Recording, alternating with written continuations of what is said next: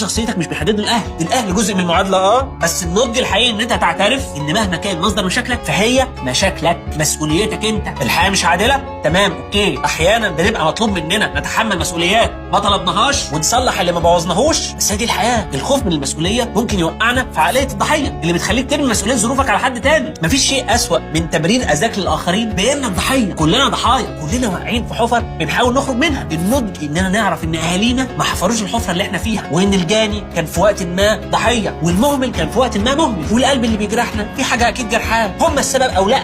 ده مهم عشان نفهم، ولكن مش مهم عشان نصلح.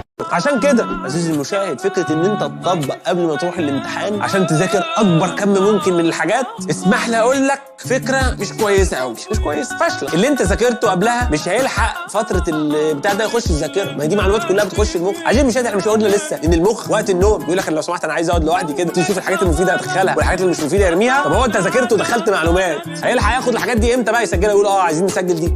مفيش، بل بالعكس ده ممكن تكون ضرر. يعني مش اللي هي ما فيهاش فايده ما فيهاش ضرر، لا دي ضرر. انت ممكن بالفعل تكون قضيت وقت اكبر مع الكتب وحاولت تحفظ، لكن الفايده من ده بتكون قليله جدا ان لم تكن ضار.